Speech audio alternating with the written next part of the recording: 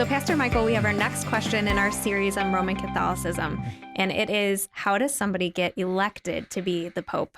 Can I tell you a true story? When I was a I'd kid, love to hear it. I told my mom, when I grow up, I want to become the Pope. Okay. But so for all my Roman Catholic friends listening, let me tell you why I said this. Because I, at the time, and still am, but at the time I was not a Catholic. And I said to my mom, I want to become the Pope so that I can make an ex cathedra statement that salvation is not by works, so that Catholics from everywhere a young age. the gospel. Oh, goodness. So, all right. General requirements to be a Pope. You have to be a Catholic, you have to be a man, and you have to be a cardinal. So let's kind of walk through the process. Step number one, you have to become a priest, which means you need to get an education. You need an undergraduate, usually in Catholic philosophy. You need an MDiv. You need to be a man. You need to be unmarried, and you need to remain celibate. So that weeds out the vast majority of the human race. Okay. So step two, you as a priest, you get called to become a bishop. You go on there's like a secret list where good priests go to get placed as a bishop. So it's a thing. You have to be a bishop. You have to be 35 years old.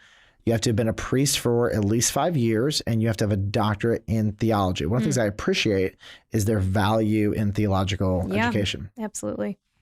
Step number 3 is, of all the bishops, you have to be appointed by the Pope to be what's called a cardinal. And the cardinals are the highest authoritative group of Roman Catholics underneath the Pope. And then finally, step number 4 is, of the cardinals, one of them is elected by a 2/3 vote of the other cardinals.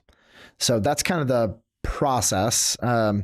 It's very, very hard to become a cardinal because there are a lot of bishops all over the globe. Right.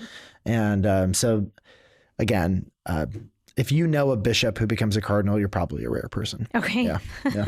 So how does this actually happen? Seems like a pretty involved process. It is. Like if you watch it on the news, Yeah. it's like a big deal, and they have smokestacks and it's either white or black, whatever. So they have what's called a conclave, and all the cardinals come together. They go into a big room. And so the first thing that needs to happen is a Pope needs to resign, like Pope Benedict did, or they need to die. Yeah. So at that point, all the cardinals who are under the age of 80, they're known as cardinal electors. They gather in Rome for a papal conclave. A gathering to elect. A conclave is a gathering, and they elect a Pope. So what they do is they take an oath of secrecy. They move into a residence within the Vatican City. So geographically, Vatican City is within Rome. And they are completely cut off from the outside world. So there is no cell phones. There's not supposed to be any engagement. And so the first stage is they have ballots, and the cardinal electors put the name of the person they believe should be elected to be the Pope on those ballots. They're counted. It's funny, they have these, they're called scrutineers. There are 3 people who count kind of everything.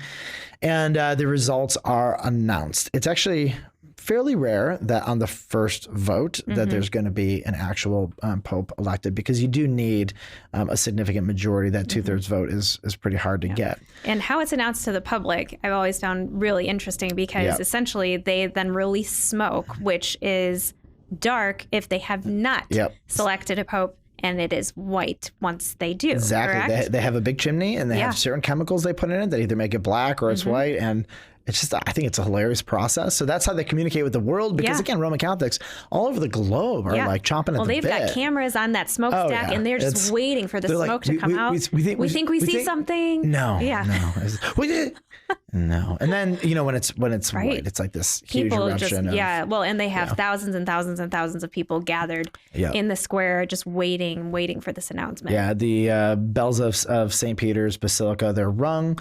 And then the newly appointed Pope appears in the balcony of St. Peter's. He gives his first blessing as Pope. I mean, how and they dress trippy him would that in be? They do the whole traditional thing. robes and everything. It's you imagine being that guy though, like, you became a priest as a kid, and now you're all the way up to this point. Like, I can imagine how like surreal that would be in that moment. Yeah. Then really the last thing is the Pope is asked to take on a new name. And so like like Pope Francis or Pope Benedict, they usually look to somebody, a former pope in the past that really did something really great. And they're like, I want to lead in the legacy of that person.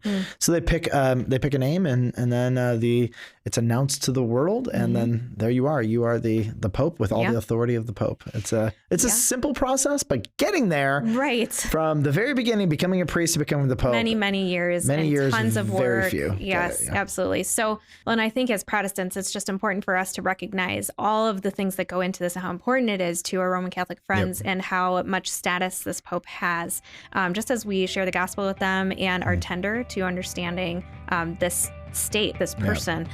So thanks for going into that. Yeah, when I would go to my grandma's bedroom, the Pope was above her bed. Always watching.